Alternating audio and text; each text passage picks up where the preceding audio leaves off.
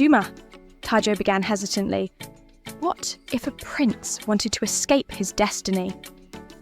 Duma looked up, his eyes twinkling with a mix of curiosity and wisdom. Well, he mused, sometimes the cleverest way to escape is not by running, but by hiding in plain sight. In the vibrant kingdom of Sundiata, nestled between golden savannas and dense rainforests, there lived a young prince named Tajo. Tajo was beloved by his people for his kind heart and clever mind, but despite his royal privileges, he harboured a deep sense of restlessness. His father, King Adibiyi, had decided that Tajo would marry Princess Amara from the neighbouring realm of Naledi to strengthen their alliance. This arrangement was customary, designed to secure peace and prosperity between the two kingdoms. Tajo, however, felt trapped by this tradition. He had never met Princess Amara, and the thought of spending his life with someone he did not love weighed heavily on him. One moonlit night, while wandering the outskirts of his father's palace, Tajo came across an old hunter named Duma. Duma was sitting by a fire, mending his nets and tools. The prince sat down beside him, and as they talked, an audacious idea began to form in Tajo's mind. Duma, Tajo began hesitantly. What if a prince wanted to escape his destiny? Duma looked up, his eyes twinkling with a mix of curiosity and wisdom. Well, he mused, sometimes the cleverest way to escape is not by running, but by hiding in plain sight. Inspired by Duma's words, Tajo devised a daring plan. He would disguise himself as a poor, inept hunter, known to be the worst in Sundiata. If he could convince everyone that he was unfit for the throne, perhaps his father would reconsider the marriage. The next day, Tajo began his transformation. He traded his royal garments for worn, tattered clothes and spent hours with Duma, learning how to clumsily handle a bow and arrow. His plan was risky, but Tajo felt a spark of hope. For the first time, he was taking control of his destiny. Tajo, now garbed in his humble hunter's attire, ventured into the bustling market of Sundiata to test his new identity. He clumsily bartered for arrows, pretending to know little about their craft, and his awkward questions earned many chuckles from the merchants. News of the prince's odd behaviour spread like wildfire, igniting whispers and speculation among the townsfolk. Tajo, usually so graceful and knowledgeable, stumbling through the marketplace. It was a sight few could believe. As he left the market, Tajo headed into the dense forest that bordered the kingdom. Here, he would put his plan into full force by attempting to hunt, aiming to perform poorly enough to discourage any observer. However, as he clumsily set up his first trap, an unexpected voice called out to him. "Need some help there?" The voice was melodic and warm. Tajo turned to see a young woman with bright eyes and a broad smile. Her name was Kioni, a local villager known for her expertise in the wild. She had observed Tajo's peculiar efforts and, assuming he was a novice, offered her assistance. Reluctantly, Tajo accepted, worried that Kioni might see through his disguise. As they worked together, setting traps and tracking small game, Tajo was impressed by Kioni's skill and her joyful approach to life. She taught him much about the forest and its creatures, unaware of his true identity and his motive. Throughout the day, Tajo found himself genuinely laughing and enjoying the simplicity of life outside the palace walls. His initial plan to appear incompetent was faltering as he truly engaged with the hunting tasks, guided by Kioni's capable hands. As the sun set, Tajo and Kioni sat beside a small campfire, sharing stories and roasted nuts. Tajo felt a connection with Kioni that he had never experienced before. Her spirited nature and kind heart stirred feelings within him, complicating his intentions even further. As the days passed, Tajo's charade as an inept hunter became increasingly difficult to maintain, especially around Kioni. Her presence not only improved his actual hunting skills, but also filled his days with laughter and a sense of freedom he had never known within the palace walls. Each day, his affection for her grew, pulling him further away from his original plan. Meanwhile, back at the palace, rumours of the prince's unusual behaviour reached King Adebiyi. Concerned and baffled, he sent his most trusted advisor, Olumide, to secretly observe Tajo in the forest. Disguised as a traveller, Olumide watched as Tajo and Kioni worked together, noting the prince's apparent incompetence but also the genuine joy in his demeanour. Olumide reported back to the king with mixed news. While the prince was indeed performing poorly as a hunter, he seemed happier than ever. King Adebiyi was torn. He wished for his son's happiness, but was also bound by tradition and the political necessity of the arranged marriage. Back in the forest, Tajo found himself at a crossroads. One evening, as he and Kioni sat watching the stars, she confided in him her dreams of exploring beyond the boundaries of Sundiata, of seeing the world and learning from other cultures. Tajo realised that his feelings for Kioni could no longer be ignored. He decided it was time to reveal his true identity and his initial plan to her. The following morning, Tajo confessed everything to Kioni. He spoke of his royal status, the arranged marriage, and his scheme to escape it by pretending to be a poor hunter. Kioni listened quietly, her initial shock giving way to understanding. She appreciated his honesty, but the revelation changed everything between them. Tajo pleaded for her understanding, promising that his feelings for her were real. Kioni, though hurt by the deception, saw the sincerity in Tajo's eyes. She asked for time to think, leaving Tajo alone with his thoughts and the looming decision of his future. King Adebiyi summoned Prince Tajo to the palace upon learning of his son's heartfelt confession to Kioni. The walk back to the palace was long and heavy, with anticipation for Tajo, who now understood the full weight of his actions. He had not only deceived Kioni, but he had also jeopardized the alliance his father had carefully negotiated with Naledi. Upon arriving, Tajo was met with his father's stern gaze. King Adebiyi, a ruler who valued honour above all, struggled with the news of Tajo's deceit. "Tajo, my son, you have put us in a precarious position," the king began, his voice a mix of disappointment and concern. "You sought to escape your duties as a prince, yet you found something genuine. Tell me, what do you truly desire?" Tajo, standing tall before his father, responded with newfound resolve. "Father, I wish to be honest with myself and those I care for. I do not love Princess Amara, and marrying her would be unfair to us both. I have come to love Kioni, and it is with her that I see a future filled with truth and happiness."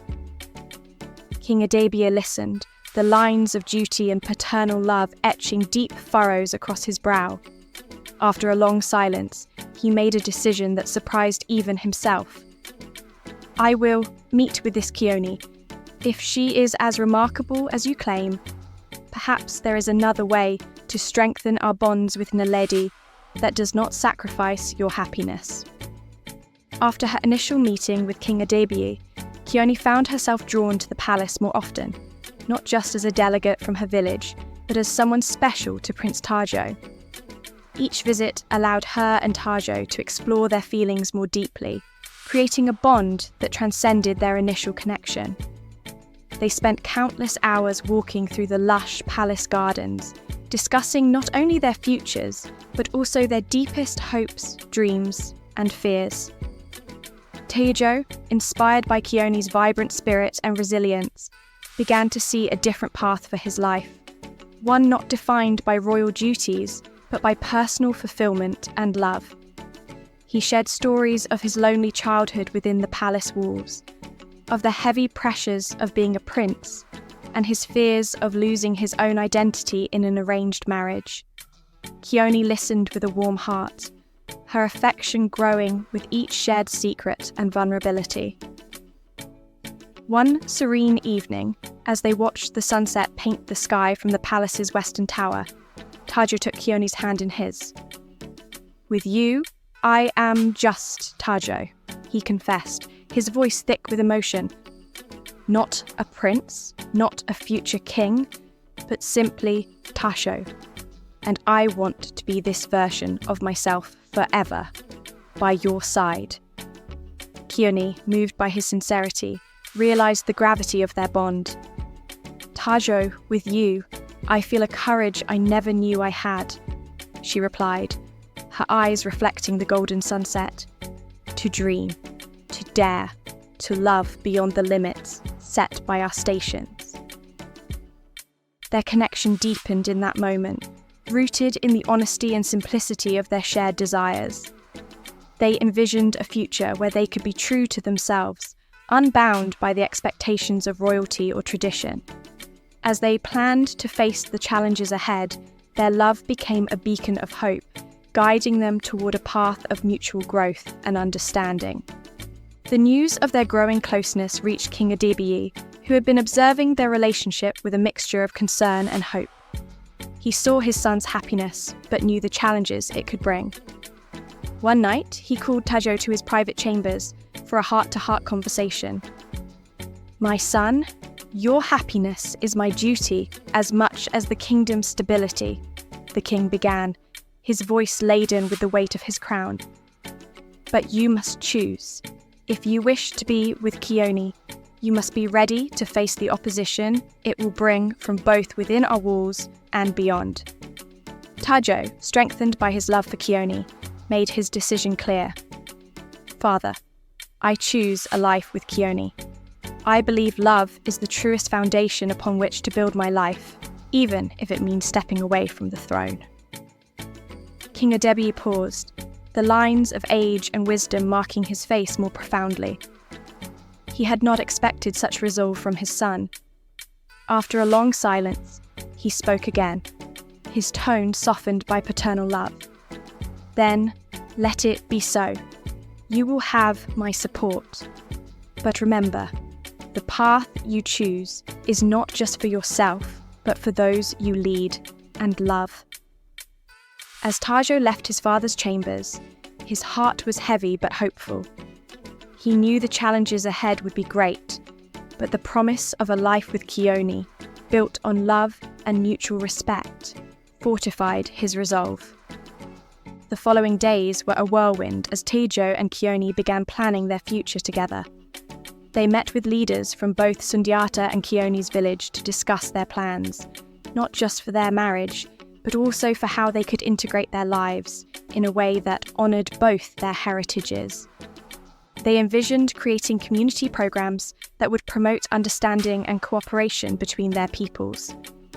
Kioni's knowledge of the land and Tajo's leadership skills proved to be a powerful combination, inspiring those around them to support their union and the innovative ideas it brought. Tajo and Kioni's decision to choose love over tradition sparked mixed reactions throughout the kingdom. While many young people and close allies celebrated their courage, more conservative factions within both kingdoms saw it as a threat to the established order. As the couple walked through the market one day, they overheard whispers and saw furtive glances cast their way. Some merchants smiled and offered blessings, while others averted their eyes, their faces clouded with disapproval. Determined to prove that their love was a strength, not a weakness, Tajo and Kioni organised a gathering in the central square of Sundiata. They invited everyone from the poorest farmers to the highest nobles to share a feast that blended traditions from both their backgrounds. The event was a vibrant tapestry of music, dance, and storytelling, with Kioni and Tajo at the heart, radiating joy and unity. As they danced under the stars, the initially hesitant crowd began to join in, their prejudices melting away with each shared laugh and song. However, not all were swayed. A small but vocal group led by a respected elder, Mwamba, challenged Tajo publicly. "How can you turn your back on centuries of tradition?" Mwamba demanded, his voice echoing through the square. Tajo responded, not with anger, but with understanding. "Tradition is the wisdom of our ancestors," he acknowledged, but every generation must forge its own path, guided by love and the knowledge of its time. This speech, heartfelt and sincere, touched many in the crowd, even some of Mwamba's followers. It sparked a broader discussion about the role of tradition in a changing world, setting the stage for a cultural shift that was both respectful of the past and open to the future. As Tajo and Kioni's wedding day approached, they became deeply involved in bridging the cultural divides between their respective communities. Their commitment to unity was not just political, but deeply personal, driven by their love and the desire to see their communities thrive together. Kioni, one evening in the cool breeze of the savannah, shared her apprehensions with Tajo. "Do you think they are truly ready, Tajo? To see us not just as two people in love, but as a symbol of their unity?" she asked, her voice tinged with worry. Tajo took her hands in his eyes reflecting the firelight. "They will see it because we will show them what it means to be united. Not by force, but by choice," he reassured her. But even as he spoke, Tajo knew the journey would be fraught with challenges. Their next initiative was a cultural exchange workshop held in the bustling centre of Sundiata. Artisans from both kingdoms demonstrated their crafts, musicians shared their songs, and elders recounted tales from their ancestors. However, not all were pleased. A group of dissenters, led by a stern elder from Kioni's village, disrupted the workshop. "Why must we mingle our traditions with theirs? Are ours not enough?" the elder shouted, causing a stir among the participants. Kioni stepped forward, her heart pounding, but her voice steady. "Our traditions are strong," she addressed the crowd, her eyes sweeping over the skeptical faces. "But think of how much stronger they could be if we learn from each other. This is not about losing our identity. It's about enriching it." Her words hung in the air, and for a moment there was silence. Then, an artisan from Sundiata, an old weaver named Ayo, stood up. "The lady speaks true," he said, his voice carrying through the crowd. "I have learned much today, and I see no harm in sharing our skills. If anything, I feel prouder of my craft." The tension slowly dissolved as more participants echoed Ayo's sentiments.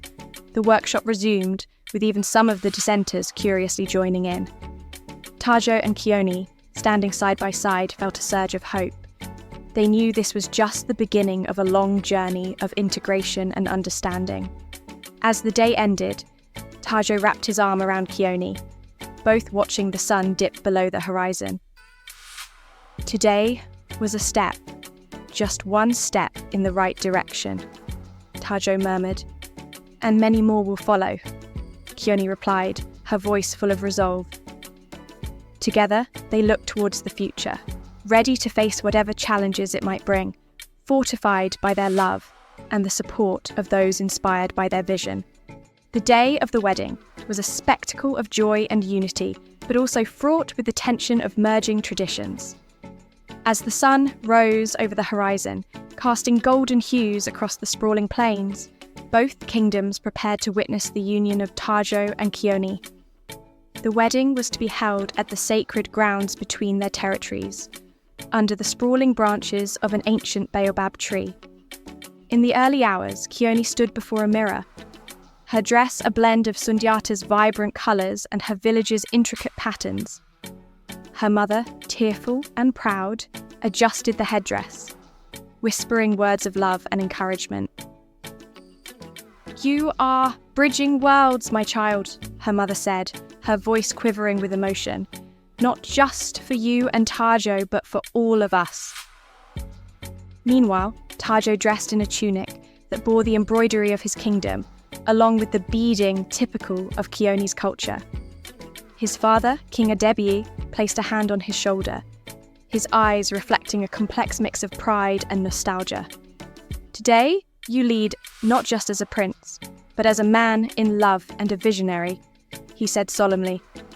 May your union be as steadfast as the earth and as enduring as the baobab under which you'll vow your love. As guests arrived, the air buzzed with a mix of excitement and skepticism. Elders from both communities eyed each other warily, their traditional garbs marking the differences in their origins. The ceremony began with the sounds of drums and the ululating of women, creating a rhythm that seemed to beat in tune with the heart of the earth. Tajo and Kioni walked towards each other, their paths merging like the rivers of their lands.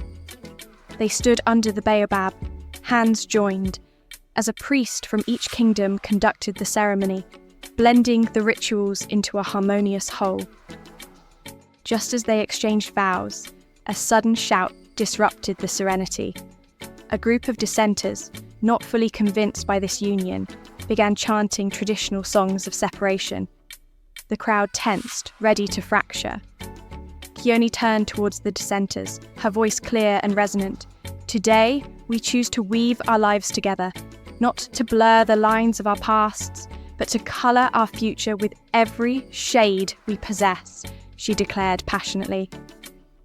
The area fell silent, her conviction touching even the most doubtful hearts. Moved by her words, an elder from the dissenters stepped forward, his face etched with the realization of change. Perhaps it is we who must learn to see not with the eyes of the past, but with the hope of tomorrow, he admitted, extending a hand in peace. The ceremony concluded with cheers and tears, a celebration that echoed into the night. Music and dance united the guests, their differences diminishing with every shared step and song. In the years following their wedding, Tajo and Kioni's union proved to be more than just a marital bond. It became a catalyst for change across their kingdoms. Inspired by their leaders' courage, new collaborative initiatives sprouted, weaving the communities closer together. They established a cultural heritage centre located at the midpoint between Sundiata and Kioni's village. Here, people could learn about each other's histories, arts, and values. The centre also served as a neutral ground for discussing community challenges and celebrating shared achievements. However, not all changes were welcomed smoothly. Skepticism lingered like stubborn weeds, challenging the new growth. Conflicts occasionally flared, testing the resilience of the union. During one such dispute over land rights, Tajo and Kioni convened a council of representatives from both sides. The council meetings were intense, with voices raised and fists clenched. But through it all, Tajo and Kioni remained steadfast, facilitating dialogue with patience and empathy. Let us find a path that nurtures all, not just some, Tajo urged, his leadership tempered by the trials they faced. Kioni, equally determined, added, "Our strength lies in our unity, in our ability to confront discomfort and grow from it." Their persistence paid off. Compromises were reached and, although not perfect, they reflected a collective effort to accommodate diverse needs and perspectives. Years passed, and Tajo and Kioni's union had not only altered the landscape of their kingdoms, but had also sown seeds of lasting impact. Their commitment to a unified future had inspired countless others to bridge gaps between diverse communities, but the journey had not been without its challenges. Now, with two young children, who were being raised amidst both cultures, Tajo and Kioni faced new personal challenges. They wanted their children to appreciate both heritages without feeling divided. On a warm evening, while watching their children play in the garden, Kioni expressed her concerns to Tajo. "I hope they can carry both cultures in their hearts without conflict," she said, watching their son teach his younger sister a traditional dance from her village. Tajo nodded, his eyes reflecting the setting sun. "They will," he assured her, "because they see us, love each other, and respect where we each come from.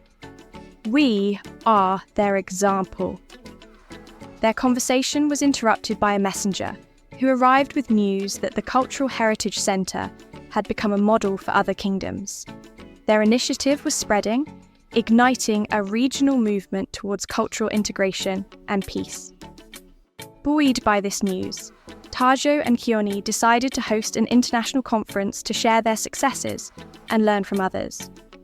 Leaders and dignitaries from various regions came, each bringing their own experiences and insights. The conference, filled with workshops, discussions, and cultural performances, became a vibrant arena for exchanging ideas on governance, culture, and education. During her keynote speech, Kioni shared their personal story, intertwining it with the broader narrative of their kingdoms. "Our love is not just a sentiment," she declared, her voice resonant in the crowded hall. "It's a call to action, a plea for understanding and respect across all borders." The conference concluded with the signing of a treaty, the Sundiata Accord, promoting cultural exchanges and cooperative projects region-wide. As Tajo and Kioni grew older, their roles evolved from leaders to elders. They watched with pride as the initiatives they had planted matured into enduring institutions. Their children, now young adults, took active roles in the community, driven by the principles instilled by their parents. On the anniversary of their wedding, a festival was held under the same baobab tree where they had vowed their lives to each other. The festival had grown over the years, now a symbol of unity and progress, attended by thousands from across the region. As they stood together, hand in hand, watching the festival from a distance, Kioni turned to Tajo. "Look at what we have built," she whispered, her eyes glistening with tears. Tajo squeezed her hand, overcome with emotion. "Not just us," he replied. "It was built by every hand that chose to join ours, by every heart that dared to dream of a better world." Their legacy was not just in the structures they had built or the policies they had enacted, but in the community they had fostered, one that valued diversity, embraced change, and sought to understand before seeking to be understood. As the sun set, casting long shadows across the festival, their grandchildren danced around them, their laughter blending with the music. Tajo and Kioni knew that their journey had come full circle. Their story, a legend in their lifetimes, would continue to inspire future generations to build bridges, not barriers. If you enjoyed this journey through the entwined lives of Tajo and Kioni, their challenges and their triumphs in uniting their communities, don't forget to subscribe to the channel for more inspiring stories like this. Your engagement helps keep these stories alive and spreading. Feel free to share your thoughts in the comments below. We'd love to hear what you think and what you'd like to see next. Your input is invaluable as we continue to explore new tales and adventures together.